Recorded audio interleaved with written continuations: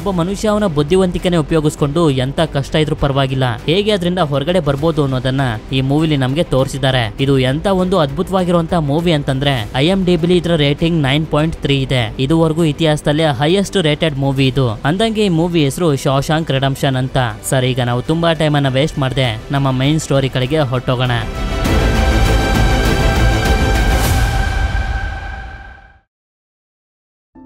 ಈ ಕತೆ ಶುರುವಾದಾಗ ನಮ್ಗೆ ಆಂಡಿ ಅನ್ನೋ ಒಬ್ಬ ವ್ಯಕ್ತಿನ ತೋರಿಸ್ತಾರೆ. ಇವನ ಹೆಂಡತಿ ಹಾಗೆ ಅವಳ ಬಾಯ್ ಫ್ರೆಂಡ್ ಅನ್ನ ಸಾಯಿಸಿದಾನೆ ಅಂತ ಕೋರ್ಟ್ ನಲ್ಲಿ ಕೇಸ್ ನಡೀತಿರುತ್ತೆ. ಇಲ್ಲ, ನಾನು ಅವರನ್ನ ಸಾಯಿಸಿಲ್ಲ ಅಂತ ಇವನು ಎಷ್ಟೇ ಹೇಳ್ತಿದ್ರು ಕೂಡ ಕೋರ್ಟ್ ಇವನ ಮಾತನ್ನೇ ನಂಬ್ತಿರೋದಿಲ್ಲ. ಯಾಕೆಂತಂದ್ರೆ ಇವರಿಗೆ ಸಿಕ್ಕಿರುವಂತ ಸಾಕ್ಷಿಗಳೆಲ್ಲ ಆಂಡಿನೇ ಅವರಿಬ್ಬರನ್ನ ಸಾಯಿಸಿರೋದು ಅಂತ ಹೇಳ್ತಿರ್ತವೆ. ಆದ್ರಿಂದ ಕೋರ್ಟ್ ಕೂಡ ಡಿಸೈಡ್ ಮಾಡ್ಬಿಡುತ್ತೆ ಇವನ ಹೆಂಡತಿಗೆ ಬೇರೆಯವ್ರ ಜೊತೆ ಅಫೇರ್ ಇದ್ದಿದ್ರಿಂದ ಇವನೇ ಅವನ ಹೆಂಡತಿ ಹಾಗೆ ಅವಳ ಬಾಯ್ ಫ್ರೆಂಡ್ ಅನ್ನ ಸಾಯಿಸಿದಾನೆ ಅಂತ ಜೀವಾವಧಿ ಶಿಕ್ಷೆಯನ್ನ ಇವನಿಗೆ ಕೊಡ್ತಾರೆ. ಅಂದ್ರೆ 30 ವರ್ಷಗಳ ಕಾಲ ಇವನು ಜೈಲ್ ನಲ್ಲಿ ಶಿಕ್ಷೆಯನ್ನ ಅನುಭವಿಸಬೇಕು. ಮುಂದಿನ ಸೀನ್ ನಲ್ಲಿ ಒಂದಷ್ಟು ಆಫೀಸರ್ಸ್ ಗಳು ರೆಡ್ ಅನ್ನೋ ಒಬ್ಬ ಕೈದಿನ ಕರ್ಕೊಂಡ್ ಬಂದು ಕೇಳ್ತಾರೆ, ನೀನು ಜೈಲ್ ನಲ್ಲಿ ಜೀವಾವಧಿ ಶಿಕ್ಷೆಯನ್ನ ಅನುಭವಿಸಿದ್ಯಾ, ಅಂದ್ರೆ 30 ವರ್ಷಗಳ ಕಾಲ ಜೈಲ್ ನಲ್ಲಿ ಕಳೆದಿದ್ಯಾ, ಈಗ ನಿನ್ಗೇನಾದ್ರೂ ಅನ್ನಿಸ್ತಿದ್ಯಾ ನೀನು ಹೊರಗಡೆ ಹೋಗೋದಕ್ಕೆ ಲಾಯಕ್ ಆಗಿದ್ಯಾ ಅಂತ. ಅದಕ್ಕೆ ರೆಡ್ ಕೂಡ ಹೇಳ್ತಾನೆ, ಹೌದು, ನಾನು ಕಂಪ್ಲೀಟ್ ಆಗಿ ಚೇಂಜ್ ಆಗ್ಬಿಟ್ಟಿದ್ದೀನಿ. ಹೊರಗಡೆ ಇರುವಂತ ಸಮಾಜಕ್ಕೆ ನಾನು ಯಾವುದೇ ತರದ ಅಪಾಯ ಅಲ್ಲ, ಪ್ಲೀಸ್ ನನ್ನನ್ನ ಹೊರಗಡೆ ಬಿಡಿ ಅಂತ. ಅದ್ರಲ್ಲಿದ್ದಂತ ಆಫೀಸರ್ಸ್ ಗಳು ಇವನನ್ನ ರಿಜೆಕ್ಟ್ ಮಾಡ್ಬಿಡ್ತಾರೆ. ಅಂದ್ರೆ ಇವನು ಇನ್ನೂ ಕೂಡ ಬದಲಾಗಬೇಕು, ಬದಲಾಗೋವರೆಗೂ ಇದೇ ಜೈಲ್ ನಲ್ಲಿ ಕಳಿಬೇಕು ಅಂತ. ರೆಡ್ ಇರೋಂತ ಈ ಜೈಲಿನ ಹೆಸರು ಶಾಶಾಂಕ್ ರಿಡೆಂಪ್ಷನ್ ಅಂತ. ಇವನು ಹೊರಗಡೆಯಿಂದ ಇವನಿಗೆ ಬೇಕಾದಂತ ವಸ್ತುಗಳನ್ನ ತರಿಸ್ಕೋಬಹುದು. ಯಾಕೆಂತಂದ್ರೆ ಇವನಿಗೊಂದಷ್ಟು ಕಾಂಟ್ಯಾಕ್ಟ್ಸ್ ಗಳು ಇರ್ತವೆ. ಆಕ್ಚುಲಿ ಹೇಳ್ಬೇಕು ಅಂತಂದ್ರೆ ಇದು ತುಂಬಾ ದೊಡ್ಡ ಜೈಲ್. ಇದುವರೆಗೂ ಒಬ್ರು ಕೂಡ ಇಲ್ಲಿಂದ ತಪ್ಪಿಸ್ಕೊಂಡು ಹೋಗೋದಕ್ಕೆ ಆಗ್ಲಿಲ್ಲ.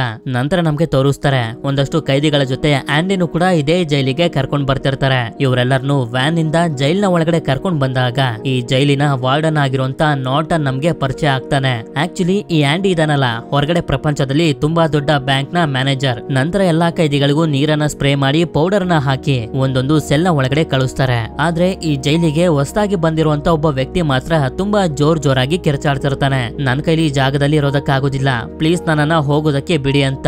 ಆಗ ಅಲ್ಲಿಗೆ ಹೆಡ್ಲರ್ ಅನ್ನೋ ಒಬ್ಬ ಗಾರ್ಡ್ ಬರ್ತಾನೆ. ಇವನು ಕಿರ್ಚಾಡ್ತಿರೋದನ್ನ ನೋಡಿ ಹೊರಗಡೆ ಕರೆದು ಮನಸ್ಸಿಗೆ ಬಂದಂಗೆ ಚೆನ್ನಾಗಿ ಹೊಡೆದು ಅವನನ್ನ ಪ್ರಜ್ಞೆ ತಪ್ಪಿಸ್ಬಿಡ್ತಾನೆ. ಅಂದ್ರೆ ಜಾಗ ಎಷ್ಟು ಕ್ರೂರತನದಿಂದ ತುಂಬಿದೆ ಅಂತ ನಮ್ಗೆ ಇಲ್ಲೇ ಗೊತ್ತಾಗೋಗುತ್ತೆ.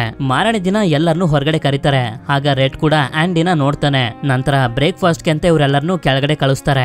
ಬ್ರೇಕ್ಫಾಸ್ಟ್ ಮಾಡ್ತಿರ್ಬೇಕಾದ್ರೆ ಎಲ್ಲರೂ ಗ್ರೂಪ್ ಆಗಿ ಒಂದ್ ಕಡೆ ಕುತ್ಕೊಂಡಿದ್ರೆ ಆಂಡಿ ಮಾತ್ರ ಯಾರ ಜೊತೆನೂ ಮಾತಾಡದೆ ಸಪರೇಟ್ ಆಗಿ ಒಂದು ಜಾಗದಲ್ಲಿ ಕುತ್ಕೊಂಡು ಊಟ ಮಾಡ್ತಿರ್ತಾನೆ. ನಂತರ ಎಲ್ಲಾ ಕೈದಿಗಳು ಸ್ನಾನನ ಮಾಡ್ತಿರ್ಬೇಕಾದ್ರೆ ಬಾಕ್ಸ್ ಅನ್ನೋ ಒಬ್ಬ ವ್ಯಕ್ತಿ ಇವನ ಹತ್ರ ಬರ್ತಾನೆ. ಇವನು ಆಂಡಿನ ತುಂಬಾ ಕೆಟ್ಟು ದೃಷ್ಟಿಲಿ ನೋಡ್ತಿರ್ತಾನೆ. ಇದು ಇವನಿಗೆ ಇಷ್ಟ ಆಗದೆ ಅಲ್ಲಿಂದ ಹೊರಟೋಗ್ತಾನೆ. ಇಲ್ಲಿ ಆಂಡಿನ ಬಟ್ಟೆ ವಾಶ್ ಮಾಡುವಂತ ಒಂದು ಡಿಪಾರ್ಟ್ಮೆಂಟ್ ಗೆ ಹಾಕಿರ್ತಾರೆ ಕೆಲಸ ಮಾಡೋದಕ್ಕೆ. ಹೀಗೆ 1 ತಿಂಗಳು ಕಳೆದೋಗುತ್ತೆ. ಆಗ ಇವನು ರೆಡ್ ಹತ್ರ ಬಂದು ಕೇಳ್ತಾನೆ, ನಾನ್ ಕೇಳ್ಪಟ್ಟೆ ನೀನು ಹೊರಗಡೆಯಿಂದ ಯಾವ ವಸ್ತುನ್ ಬೇಕಾದ್ರೂ ತರಿಸಬಹುದಂತಲ್ಲ, ಅದಕ್ಕೆ ನನಗೋಸ್ಕರ ಒಂದು 6 ಇಂಚಿನ ಸುತ್ಕೆನ ತರಿಸ್ಕೊಡು ಅಂತ ಕೇಳ್ತಾನೆ. ನಿನ್ಗೆ ಸುತ್ಕೆ ಯಾಕೆ ಬೇಕು ಅಂತ ಇವನು ಕೇಳಿದಾಗ ಆಂಡಿ ಹೇಳ್ತಾನೆ, ಟೈಮ್ ಪಾಸ್ ಮಾಡೋದಕ್ಕೆ ನಾನು ಕಲ್ಲನ್ನ ಕೆತ್ತುತ್ತೀನಿ, ಅದಕ್ಕೆ ಬೇಕು ಅಂತ. ಅದಕ್ಕೆ ಇವನು ಕೂಡ ಸರಿ ಅಂತ ಹೇಳಿ $10 ಆಗುತ್ತೆ ಅಂತ ಹೇಳ್ತಾನೆ. ಅದಕ್ಕೆ ಆಂಡಿ ಕೂಡ ಒಪ್ಕೋತಾನೆ. ನಂತರ ನಮ್ಗೆ ತೋರಿಸ್ತಾರೆ ರೆಡ್ ಇಲ್ಲಿಗಲ್ ಆಗಿ ಸುತ್ಕೆನ ತರಿಸ್ಕೋತಾನೆ. ಅದನ್ನ ನೋಡಿ ನಗ್ತಾ ಇವನು ಅನ್ಕೋತಿರ್ತಾನೆ, ಇದರಿಂದ ಯಾರಾದ್ರೂ ಸುರಂಗನ ತೋಡಿ ಜೈಲಿಂದ ಓಡೋಗ್ಬೇಕು ಅಂತಂದ್ರೆ 600 ವರ್ಷಗಳು ಬೇಕಾಗುತ್ತೆ ಅಂತ. ಇದಾದ್ಮೇಲೆ ಇವನು ಯಾವ ಗಾರ್ಡ್ಸ್ ಗಳಿಗೂ ಕೂಡ ಗೊತ್ತಾಗದೇ ಇರೋ ರೀತಿ ತುಂಬಾ ಬುದ್ಧಿವಂತಿಕೆಯಿಂದ ಸುತ್ಕೆನ ಆಂಡಿ ಹತ್ರ ಕಳಿಸ್ಕೊಡ್ತಾನೆ. ಹೀಗೆ ಇವನು ಒಂದು ದಿನ ಕೆಲಸನ ಮುಗಿಸಿ ವಾಪಸ್ ಸೆಲ್ಗೆ ಹೋಗ್ತಿರ್ಬೇಕಾದ್ರೆ ಬಾಕ್ಸ್ ಅವನ ಟೀಮ್ ಅನ್ನ ಕರ್ಕೊಂಡು ಬಂದು ಇವನ ಮೇಲೆ ಅಟ್ಯಾಕ್ ಮಾಡೋದಕ್ಕೆ ನೋಡ್ತಾನೆ. ಆಂಡಿ ಅವ್ರ ಜೊತೆ ಫೈಟ್ ಮಾಡೋದಕ್ಕೆ ನೋಡಿದ್ರು ಕೂಡ ಅವರೆಲ್ಲರೂ ಇವನಿಗೆ ಚೆನ್ನಾಗಿ ಹೊಡೆದು ಫಿಸಿಕಲ್ ಆಗಿ ಟಾರ್ಚರ್ ಕೊಟ್ಬಿಡ್ತಾರೆ. ಪ್ರತಿದಿನನೂ ಇವನ್ ಮುಖದ ಮೇಲೆ ಒಂದಲ್ಲ ಒಂದು ಗಾಯಗಳು ಇದ್ದೇ ಇರುತ್ತೆ. ಯಾಕೆಂತಂದ್ರೆ ಬಾಕ್ಸ್ ಆಗಿ ಅವನ ಟೀಮ್ ನವರು ಪ್ರತಿದಿನನೂ ಇವನಿಗೆ ಟಾರ್ಚರ್ ಕೊಡ್ತಿರ್ತಾರೆ. ಆದ್ರೆ ಇವನ್ ಮಾತ್ರ ಅದನ್ನ ಯಾರ ಹತ್ರನೂ ಹೇಳ್ಕೊಳ್ತಿರೋದಿಲ್ಲ. ಹೀಗೆ ಇದು 2 ವರ್ಷದವರೆಗೂ ನಡೆಯುತ್ತೆ. ಮುಂದಿನ ಸೀನ್ ನಲ್ಲಿ ನಮ್ಗೆ ತೋರಿಸ್ತಾರೆ ಜೈಲ್ ಟೆರೆಸ್ ಅನ್ನ ರಿಪೇರ್ ಮಾಡ್ಬೇಕು ಅಂತ ವಾರ್ಡನ್ ಇವರಲ್ಲೇ 100 ಜನರನ್ನ ಚೂಸ್ ಮಾಡ್ತಾರೆ. ಇದರಲ್ಲಿ ರೆಡ್ ಹಾಗೆ ಅವನ ಟೀಮ್ ನ ಜೊತೆ ಆಂಡಿನು ಕೂಡ ಇರ್ತಾನೆ. ಹೀಗೆ ಇವರೆಲ್ಲರೂ ಅಲ್ಲಿ ಕೆಲಸ ಮಾಡ್ತಿರ್ಬೇಕಾದ್ರೆ ಗಾರ್ಡ್ ಆಗಿರುವಂತ ಹೆಡ್ಲರ್ ಅವನ ಜೊತೆ ಕೆಲಸ ಮಾಡ್ತಿರುವಂತ ಬೇರೆ ಗಾರ್ಡ್ಸ್ ಗಳಿಗೆ ಹೇಳ್ತಿರ್ತಾನೆ, ನನ್ನ ಬ್ರದರ್ ಸಾಯೋದಕ್ಕಿಂತ ಮುಂಚೆ $55,000 ಅನ್ನ ನನ್ಗೆ ಅಂತ ಬಿಟ್ಟು ಹೋಗಿದ್ದ, ಆದ್ರೆ ಅದನ್ನ ನನ್ನ ಕೈಲಿ ತಗೊಳ್ಳೋದಕ್ಕಾಗ್ತಿಲ್ಲ. ಯಾಕೆಂತಂದ್ರೆ ನಾನೇನಾದ್ರೂ ಅದನ್ನ ವಿಡ್ರಾ ಮಾಡ್ಕೊಬಿಟ್ರೆ 75% ಅಷ್ಟು ಟ್ಯಾಕ್ಸ್ ನ ರೂಪದಲ್ಲಿ ವಾಪಸ್ ಗವರ್ಮೆಂಟ್ ಗೆ ಕೊಡಬೇಕು ಅಂತ. ಇದನ್ನ ಕೇಳಿ ಆಂಡಿ ಇವನ ಹತ್ರ ಬಂದು ಕೇಳ್ತಾನೆ, ನಿಮ್ಗೆ ನಿಮ್ಮ ಹೆಂಡತಿ ಮೇಲೆ ನಂಬಿಕೆ ಇದೆಯಾ ಅಂತ.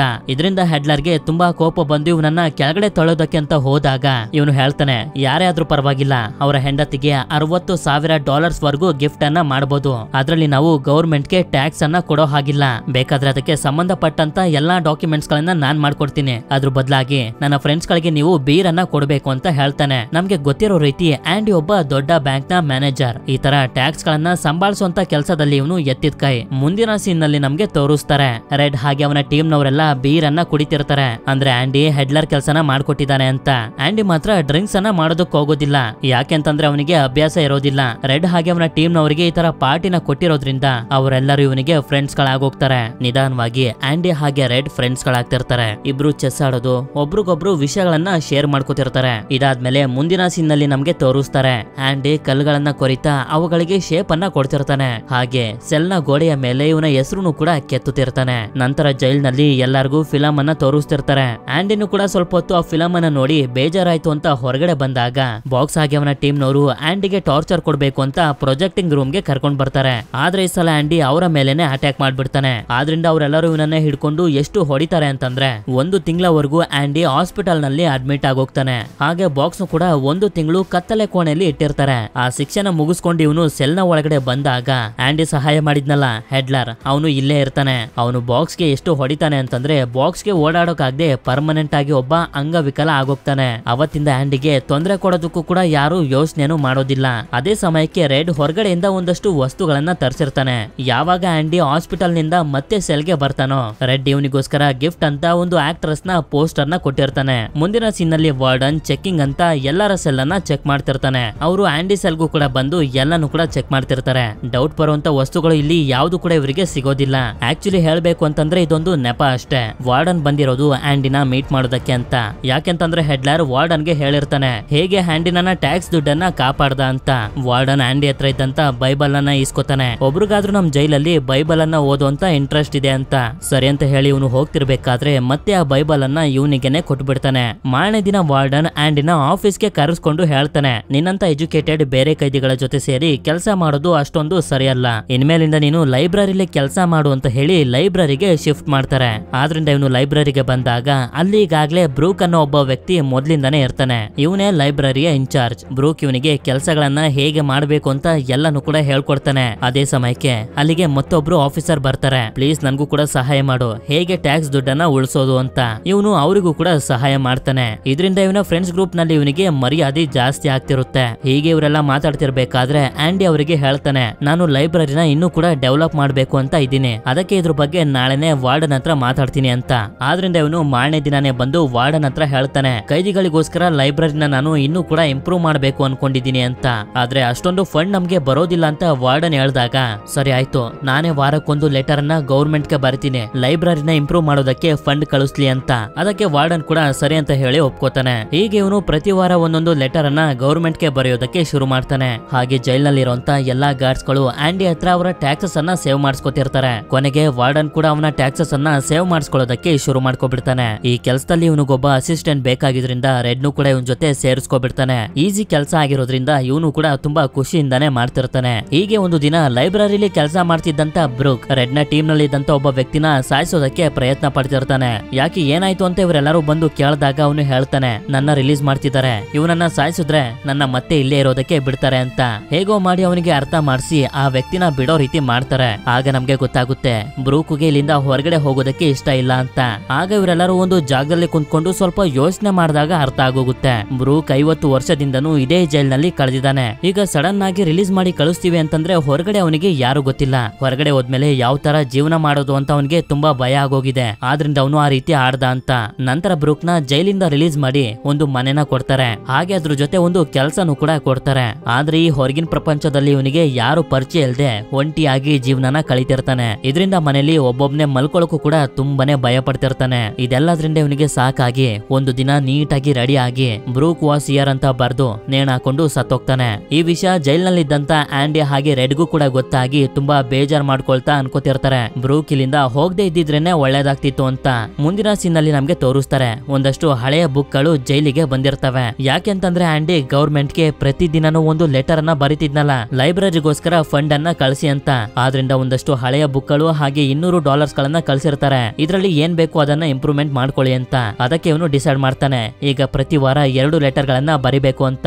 ಸಿಕ್ಕಿರುವಂತ ಸ್ವಲ್ಪ ವಸ್ತುಗಳಿಂದಾನೇ ಇವನಿಗೆ ತುಂಬಾನೇ ಖುಷಿಯಾಗಿ ಮ್ಯೂಸಿಕ್ ಅನ್ನ ಪ್ಲೇ ಮಾಡಿ ಅದನ್ನ ಸ್ಪೀಕರ್ ನಲ್ಲಿ ಹಾಕಿ ಬಿಟ್ಬಿಡ್ತಾನೆ. ಅದನ್ನ ಹೊರಗಡೆ ಇರುವಂತ ಕೈದಿಗಳು ಕೇಳ್ತಾ ತುಂಬಾನೇ ಸಂತೋಷ ಪಡ್ತಿರ್ತಾರೆ. ಜೀವನದಲ್ಲಿ ನಮ್ಗೆ ಫ್ರೀಡಮ್ ಸಿಕ್ಬಿಟ್ಟಿದೆ ಅನ್ನೋ ಖುಷಿ ಇವರಿಗೆ ಆಗ್ತಿರುತ್ತೆ. ಆಗ ವಾರ್ಡನ್ ಹಾಗೆ ಗಾರ್ಡ್ಸ್ ಗಳು ಡೋರ್ ಡೋರ್ ಅನ್ನ ಹೊಡೆದು ಒಳಗಡೆ ಬಂದು ಆಂಡಿ ಮಾಡಿರುವಂತ ಕೆಲಸಕ್ಕೆ 2 ವಾರಗಳ ಕಾಲ ಕತ್ತಲೆ ಕೋಣೆಯಲ್ಲಿ ಇಡ್ತಾರೆ. ನಂತರ 2 ವಾರ ಆದ್ಮೇಲೆ ಇವನನ್ನ ಕತ್ತಲೆ ಕೋಣೆಯಿಂದ ಬಿಡುಗಡೆ ಮಾಡ್ತಾರೆ. ಆದ್ರೆ ಆಂಡಿ ಅವತ್ತು ಸಾಂಗ್ ಅನ್ನ ಪ್ಲೇ ಮಾಡಿದ್ರಿಂದ ಇವನ ಫ್ರೆಂಡ್ಸ್ ಗಳೆಲ್ಲ ತುಂಬಾನೇ ಸಂತೋಷವಾಗಿರ್ತಾರೆ. ಹೀಗೆ ಇವನು ಮಾತಾಡ್ತಿರ್ಬೇಕಾದ್ರೆ ಇಲ್ಲೇ ನಮ್ಗೊಂದು ವಿಷಯ ಗೊತ್ತಾಗುತ್ತೆ. ಆಂಡಿ ಇನ್ನು ಕೂಡ ನಾನು ಹೊರಗಡೆ ಹೋಗಿ ಒಂದು ಒಳ್ಳೆ ಜೀವನನ ಬದುಕಬೇಕು ಅಂತ ನಂಬಿಕೆ ಇಟ್ಕೊಂಡಿದ್ದಾನೆ ಅಂತ.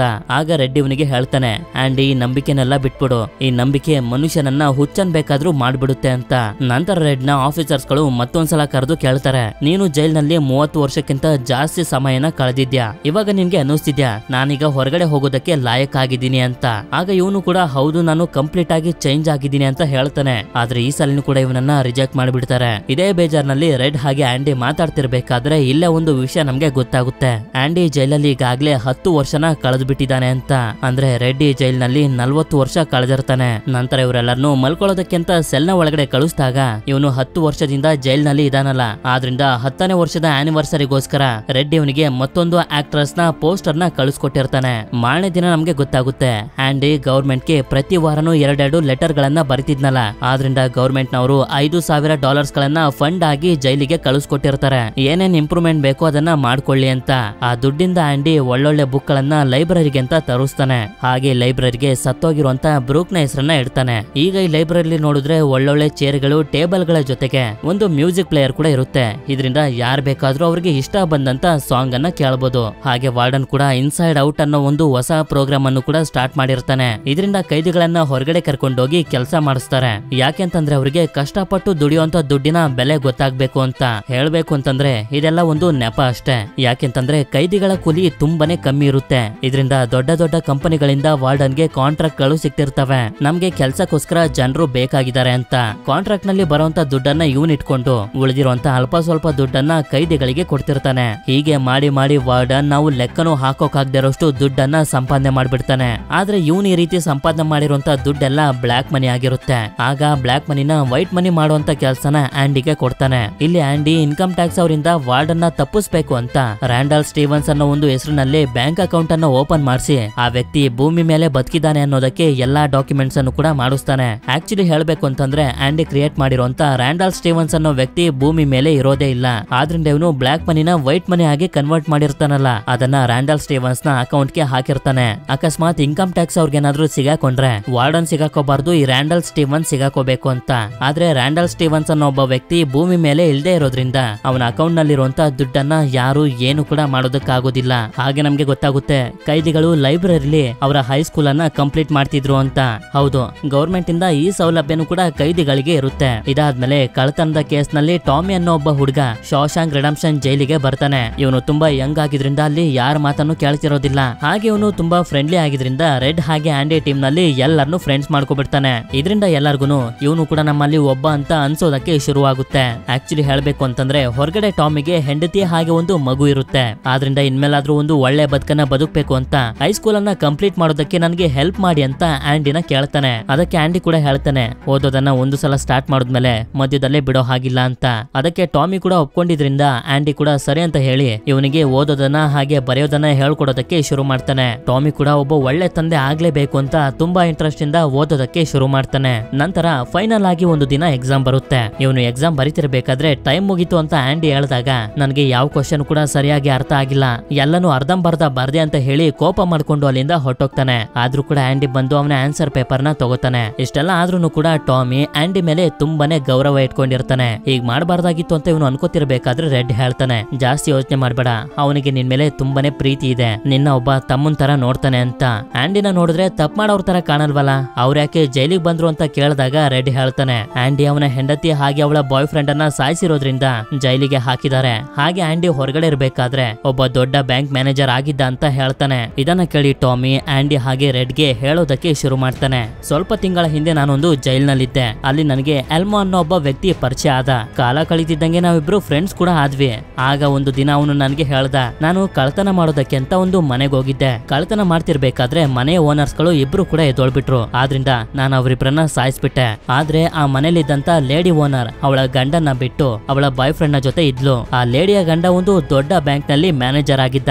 ಅವನೇ ಅವನ ಹೆಂಡತಿ ಹಾಗೆ ಅವಳ ಬಾಯ್ ಫ್ರೆಂಡ್ ಅನ್ನ ಸಾಯಿಸಿದಾನೆ ಅಂತ ಕೋರ್ಟ್ ನಲ್ಲಿ ಪ್ರೂವ್ ಆಗಿ ಆ ಬ್ಯಾಂಕ್ ಮ್ಯಾನೇಜರ್ ನ ಜೈಲಿಗೆ ಹಾಕಿದ್ರು. ಆದ್ರೆ ನಾನೇ ಕೊಲೆ ಮಾಡಿದ್ದು ಅಂತ ಯಾರಿಗೂ ಗೊತ್ತಾಗಿಲ್ಲ ಅಂತ ಅಂತ.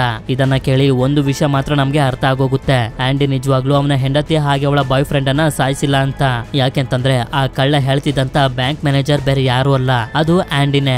ಆದ್ರಿಂದ ಇವನು ವಾರ್ಡನ್ ಹತ್ರ ಬಂದು ಹೇಳ್ತಾನೆ, ನಾನು ಕೊಲೆ ಮಾಡಿಲ್ಲ ಅನ್ನೋದಕ್ಕೆ ನನ್ನ ಹತ್ರ ಸಾಕ್ಷಿ ಇದೆ, ಆ ಸಾಕ್ಷಿನ ಪ್ರೂವ್ ಮಾಡೋದಕ್ಕೆ ನನ್ನ ಹತ್ರ ಟಾಮಿ ಇದ್ದಾನೆ, ಪ್ಲೀಸ್ ಹೆಲ್ಪ್ ಮಾಡಿ, ನೀವು ಹೆಲ್ಪ್ ಮಾಡಿದ್ರೆ ನನ್ನ ಕೇಸ್ ಮತ್ತೆ ರೀ ಓಪನ್ ಆಗುತ್ತೆ ಅಂತ.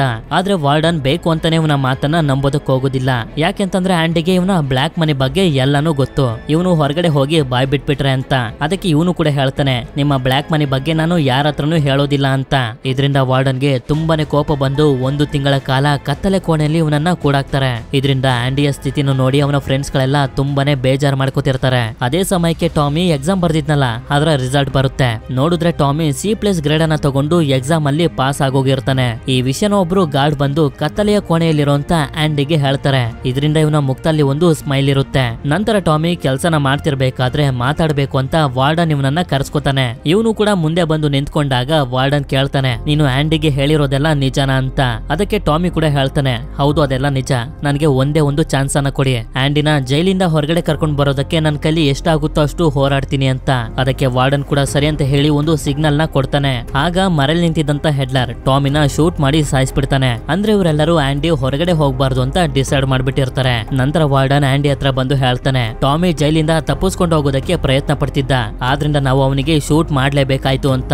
ಆದ್ರೆ ಆಂಡಿಗೆ ಗೊತ್ತಿರುತ್ತೆ ವಾರ್ಡನ್ ಬೇಕು ಅಂತಾನೆ ಅವನನ್ನ ಸಾಯಿಸಿದಾನೆ ಅಂತ.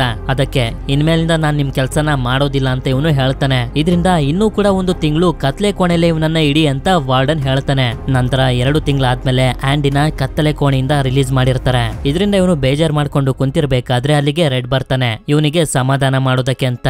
ಆಗ ಆಂಡಿ ಇವನಿಗೆ ಹೇಳ್ತಾ ಹೋಗ್ತಾನೆ, ನಾನು ನನ್ನ ಹೆಂಡತಿನ ತುಂಬಾನೇ ಪ್ರೀತಿ ಮಾಡ್ತಿದ್ದೆ, ಆದ್ರೆ ಕೆಲಸ ಮಾಡ್ತಾ ಮಾಡ್ತಾ ಅವಳಿಗೆ ಟೈಮ್ ಕೊಡೋದನ್ನೇ ಮರ್ತ್ ಬಿಟ್ಟಿದ್ದೆ. ಹಾಗೆ ನನ್ನ ಪ್ರೀತಿನ ಸರಿಯಾಗಿ ಎಕ್ಸ್ಪ್ರೆಸ್ ಕೂಡ ಮಾಡೋದಕ್ಕೆ ನನಗೆ ಬರ್ತಿರ್ಲಿಲ್ಲ. ನಾನಿವತ್ತು ಅವಳನ್ನ ಸರಿಯಾಗಿ ನೋಡ್ಕೊಂಡಿದ್ರೆ ಇವತ್ತು ಅವಳು ಬದುಕ್ತಿದ್ಲು ಅಂತ.